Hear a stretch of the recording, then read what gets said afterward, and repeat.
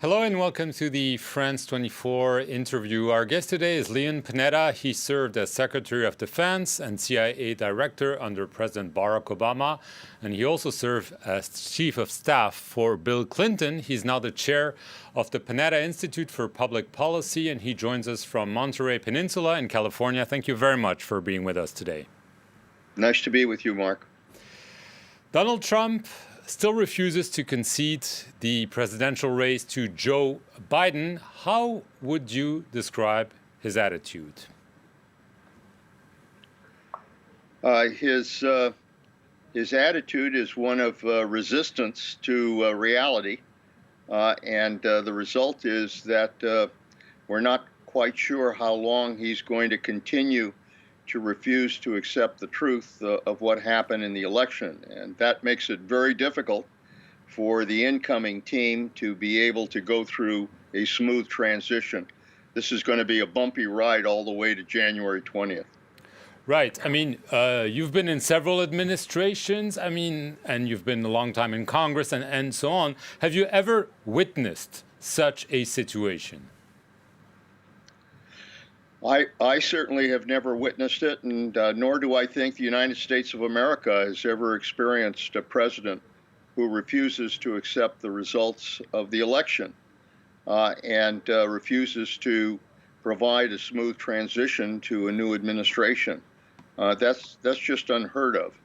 And the more that he alleges these false charges about the election, the more he refuses to engage in a transition to the new administration, the more I think his legacy will be one of someone who was not just a sore loser, but somebody who went out of his way to damage the national security interests of our country. Right. Concretely, what could happen if he refuses to concede on January the 20th? What do you see happening if that's the case?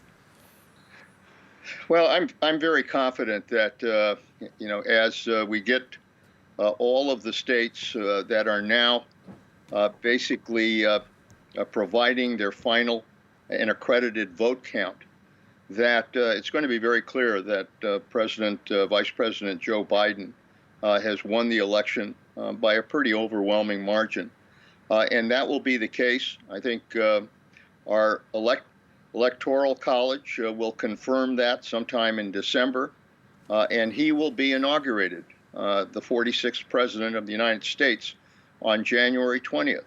At that point, it'll be up to the last president, President Trump, as to whether he's going to resist eviction from the White House or whether he's going to leave. I suspect at that point he will leave. Whether he'll participate in the inauguration is doubtful.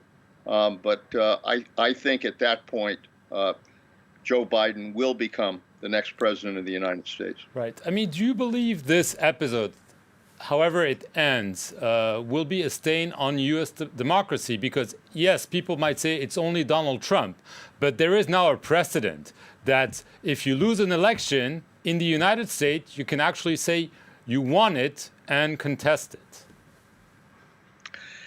Well, there's no question that that's usually what authoritarian governments usually do. When someone doesn't get the popular vote, but says that's not the case and remains in office and basically says that the vote really did go his way. That's what authoritarians do. And so for that reason, it does undermine our democracy. Our democracy is based on the American people expressing their vote as to who should be their president. And we did have an election that really did bring out the American people. It's the largest turnout we've ever had in an election. Over 150 million people voted in this election, and it went smoothly. And the vote count is completed. But to have the president now resist it, claim fraud, resist conceding, I think sends a message to the world that the United States and our democracy are having problems being able to confirm what our Constitution requires, which is that we move in a smooth manner from one president to the next, because that's the way the American people voted, period. Right. Joe Biden has begun to assemble his team. He's still demanding access to intelligence briefing, funding. He's not getting it. Would you want him, and you know him very well from your years in Congress, would you want him to be more forceful in demanding access to intelligence, to funds, and essentially show the way out to Donald Trump? Or do you agree that he needs to be careful to get the result he wants to get to? Well, Joe Biden believes in the process that's defined by our Constitution, and he's going to have a lot of experience, people around him. He himself is very experienced. He's probably the most experienced president we've elected in a long time, based on his experience on Capitol Hill and as Vice President of the United States.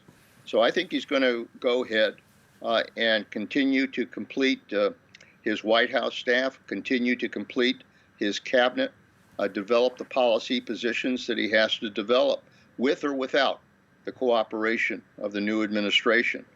And I think the result will be that obviously our democracy will continue with Joe Biden. Problem is that not getting the latest intelligence as to what's happening in the world, not getting access to the foreign policy decisions that this administration made, not getting access to just exactly what the process will be on providing vaccines to the American people. All of that will make it much more difficult for the next administration to hit the ground running. Right. I mean, there are key national security issues. Obviously, we've heard some reports that President Trump wanted maybe a strike against Iran. He was reportedly talked out of it. We've seen him actually announce a pretty substantial withdrawal of troops from Afghanistan. So we still have, whatever happens, until January the 20th. Do you think there can be some issues where Donald Trump might cause problems for an incoming Joe Biden? Well, President Trump has operated by chaos for the last 4 years, and he's making sure that the last few weeks of his administration will also be chaotic. And we don't know what kind of crazy decisions he may or may not make. I hope that there are some people who will try to make clear that that this is not the time for this president to be able to be vindictive, not only against the American people, but against the world. And for that reason, I hope that a combination of the Republican leadership in the Congress will finally persuade him that it's over and that he needs to engage in the transition, and he needs to engage in a process that will ultimately transition to a new president. My hope in the end is that leadership, real leadership in this country prevails, and that our Constitution is fully implemented. Yes, but to take the example I was mentioning, and I know that's one that you've been following for years, Afghanistan. I mean, substantially reducing troops while there are talks with the Taliban could be of very big consequences for the national security of the United States, and it's happening. Yeah, no, there's no question that what he's doing is damaging to our national security. To simply withdraw troops without any conditions, without any requirements on the part of the Taliban, is careless and irresponsible, and it will damage our security as a result of that. The same thing is true if he moves to take troops out of Iraq or elsewhere. On the other hand, there's no question in my mind that Joe Biden will not be that reckless, but will be responsible. And ultimately, we will provide the troops necessary to make sure that our national security interests are protected.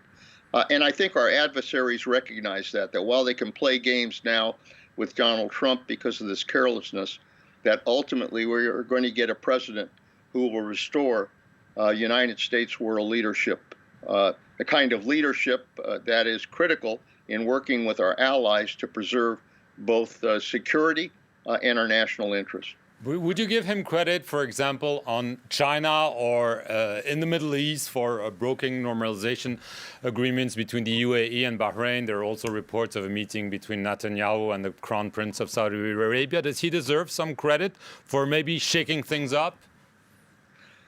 Well, I don't think there's any question that working with the UAE, I think it was the UAE's decision, frankly, getting the UAE to be able to recognize Israel in exchange for not taking the territories in Israel, and in addition, getting other countries to abide by that. I think that was a good step towards trying to provide some stability in the Middle East. I'm not very supportive of his trade war with China. I think that has created more chaos and more harm in our economy. And I think when you look at his overall record, which has been to withdraw United States leadership from the world, undermine our allies, empower our adversaries, at the bottom line is that this administration has been a failure when it comes to foreign policy. Leon Panetta, I want to thank you very much for your time, and thank you for watching this interview here on France 24. Stay tuned for more news.